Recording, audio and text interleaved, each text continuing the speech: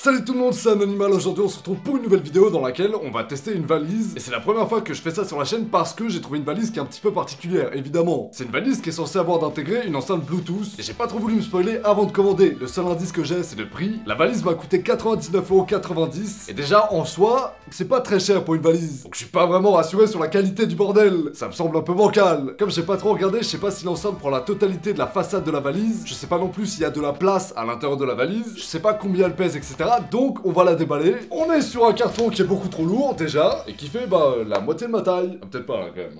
Y a pas les dimensions là. Au pire on s'en fout. C'est gros. Ah.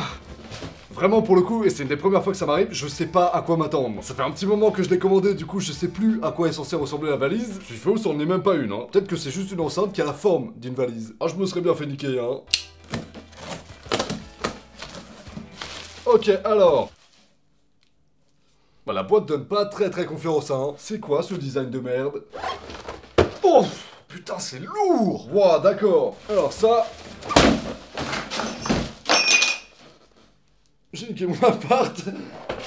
Oh, j'ai tout pété. On va peut-être se calmer la prochaine fois sur les cartons, hein. Ah, je me suis chié dessus. Ok, alors cette enceinte est de la marque Clipsonic. C'est marqué juste ici en bas. Et, effectivement, il n'y a pas l'air d'y avoir beaucoup de place à l'intérieur. Mais les haut-parleurs ont l'air d'être tout en façade, donc c'est rassurant. On a accès à la radio, on a accès à 2 prises USB pour potentiellement mettre de la musique dessus. On a accès aussi à une autonomie de 3 heures seulement. C'est pas beaucoup, ça, hein. Une entrée jack aussi pour brancher votre téléphone, par exemple, et mettre de la musique. Et le dernier truc qui a marqué ici, c'est une poignée de transport, comme sur toutes les valises. Avec les prises USB, vous pouvez aussi apparemment recharger vos appareils, donc recharger votre téléphone portable, une batterie portable, et forcément si vous faites ça, l'enceinte n'aura plus du tout une autonomie de 3 heures. Déjà que c'est pas énorme, je pense qu'il vaut mieux se servir d'une batterie externe, tout simplement. Alors, il y a quoi dans cette boîte?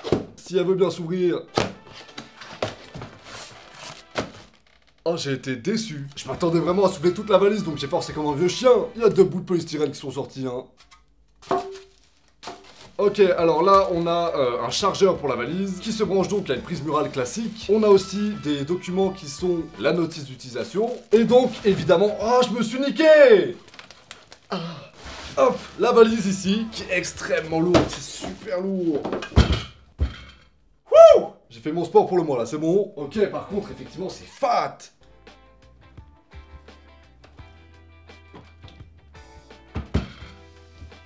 Je me suis fait clickbait. C'est pas une valise! Ce truc là c'est juste une enceinte sur roue en fait. Ça n'a rien à voir avec une valise. Je me suis fait niquer. Bon, je vais quand même l'appeler la valise pour le reste de la vidéo histoire de diluer mon somme. Alors du coup cette valise, elle a de dispo comme c'était annoncé, une poignée comme les vraies valises, n'est-ce pas? Je me suis fait niquer là. Sur la face avant de la valise, vous avez tout un tas de boutons pour régler le son, notamment des boutons de volume au milieu. Vous avez un bouton light aussi pour régler logiquement la lumière, mais là j'en vois pas, à part potentiellement ce truc là. Et vous avez plein de boutons qu'il faudra qu'on teste parce que je comprends pas encore leur utilité. Vous avez un bouton EH-, un bouton EH+, il y a aussi un bouton REP qui doit vouloir dire repeat. Vous avez un bouton EQ, vous avez un bouton TU- et un bouton TU+, qui a l'air de simplement avancer ou reculer dans votre tracklist. Un bouton pour changer la source, que ce soit Bluetooth ou jack. Et puis voilà, sur le côté, vous avez là aussi plein de boutons. Donc le bouton power classique, vous avez aussi une entrée jack et une sortie jack pour potentiellement brancher un casque ou un truc comme ça. En dessous vous avez les 2 USB qui vont permettre soit de mettre de la musique sur l'enceinte, soit de recharger un appareil externe, genre mon téléphone ou un vieux MP3. Et en dessous vous pouvez ajouter des micros. C'est du jack 3.5 mm je pense et j'ai pas de micro en 3.5. Du coup on a un peu niqué. Mais bref, je vais poser l'enceinte là, je l'allume et il se passe rien. Incroyable. S'il te plaît frérot, fais un effort. Quel échec. Je viens de finir de faire charger l'enceinte, apparemment faudrait la laisser 6 heures pour faire une charge complète. J'ai laissé à peu près 3 heures parce qu'à mon avis elle était déjà un minimum chargée. Donc on va pouvoir tester la bête. J'ai failli claquer mon bureau. Hop là, tranquille. Je vais l'allumer sur le côté et... Ok. Comment on pose déjà? Voici les premiers résultats de YouTube. Non, bah non. Donc là le mode sur lequel je suis tombé de base c'est le mode radio. Avec les plus grandes chansons nostalgie. On est sur Nostalgie les gars. Je peux changer les fréquences juste ici grâce à ces boutons. C'est pas hyper intéressant, ça reste de la radio. C'est classique. Pour le reste, on peut choisir différentes sources. Donc là, on nous met de l'USB, dont on va pas se servir. On nous met aussi du Bluetooth.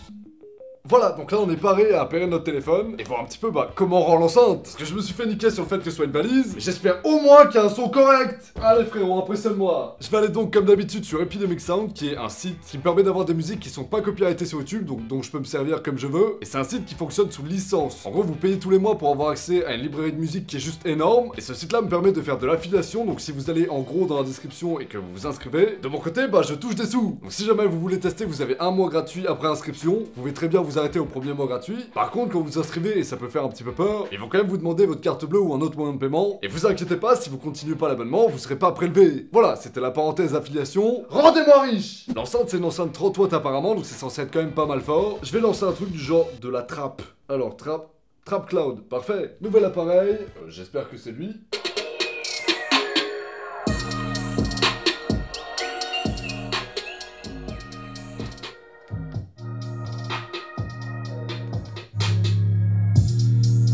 Ok, bon, j'ai pas mal testé. Et du coup, le bouton EQ dont je vous parlais tout à l'heure, c'est un bouton qui permet de choisir la façon dont va sonner l'enceinte. En gros, vous avez par exemple un mode pop et d'autres modes qui vont être plus d'aigus ou plus de basse en fonction du style de musique. Du coup, c'est pas mal cool, vous pouvez régler le son un petit peu comme vous voulez. Mais peu importe la configuration que j'ai testée, le son sur une musique comme celle-là qui a beaucoup de basse, il est pas fou. Ça reste quand même pas mal caverneux et pas hyper précis. Le seul avantage, c'est que c'est très fort. Après, c'est pas dégueu non plus, mais pour un énorme truc comme ça qui pèse aussi lourd, ça fout le seum. Après, l'avantage, c'est que le son est fort. Du coup, vous pouvez faire beaucoup de bruit, mais pas forcément un bruit stylé.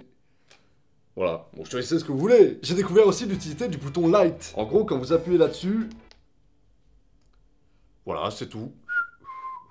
Ça sert à rien! C'est nul! Je vais pas parler 30 ans de cette enceinte là parce qu'en soi elle est extrêmement basique. C'est juste une grosse enceinte qui fait beaucoup de bruit, qui a pas une qualité de ouf. Et c'est généralement les trucs qui sont utilisés dans les spectacles de rue qui ont pas beaucoup de budget. Parce que c'est pas très cher, que c'est fort et que c'est hyper transportable. Donc c'est pas fait en soi pour rester chez vous et poser sur un meuble. C'est vraiment un truc pour mettre dehors et foutre le bordel. Et dans des conditions comme ça, on n'attend pas forcément à ce que le son soit extrêmement bon. On veut juste entendre un minimum. Et effectivement, ils ont pas beaucoup forcé sur le fait que le son soit bon. Bande de bâtards! Petit détail qui n'empêche est ultra cool. Du coup, comme c'est censé être une valise à la base. Enfin, je me suis fait niquer, mais à la base, je l'ai commandé pour ça. Les roulettes qu'il y a en dessous, elles roulent très bien. Voilà, c'est la petite info. En tout cas, je suis très heureux d'avoir encore foutu 100 balles par la fenêtre. C'est pas ça que je voulais. Et vraiment, faut gueuler sur ça au bout d'un moment. Là, j'ai pas fait hyper attention et tout en achetant, mais c'est chiant sur internet que les titres soient pas spécialement corrects et qu'on doit vérifier les trucs 14 fois. C'est relou. On n'est pas censé faire ça. Là, sur le site, c'était vraiment vendu comme une valise enceinte. Du coup, je m'attends vraiment à ce qu'en façade, il y ait une enceinte et qu'à l'intérieur, ce soit une valise et que je puisse mettre des vêtements dedans. Sinon, ça a pas de sens. C'est pas une valise. Tu m'as niqué. Putain. Cette enceinte n'a pas grand chose d'exceptionnel, je suppose en plus qu'elle était pas mal chère pour ce que c'est. Je vous la recommande tout simplement pas. Je vous mettrai peut-être d'autres liens sur Amazon d'enceintes du genre qui valent le coup. Mais celle-là en vrai... bof! C'est fait en plastique, c'est ultra lourd, le son est pas spécialement bon. Et j'ai le seum parce que le titre était mensonger. Bref voilà, j'espère que la vidéo en soi vous aura plu et que vous avez partagé mon sentiment de déception en voyant que c'était pas une valise. Si la vidéo vous a plu, n'oubliez pas de mettre un like et de vous abonner à la chaîne pour que je puisse devenir riche et célèbre. Et puis en attendant les prochaines vidéos, moi je vous dis salut à tous, ciao!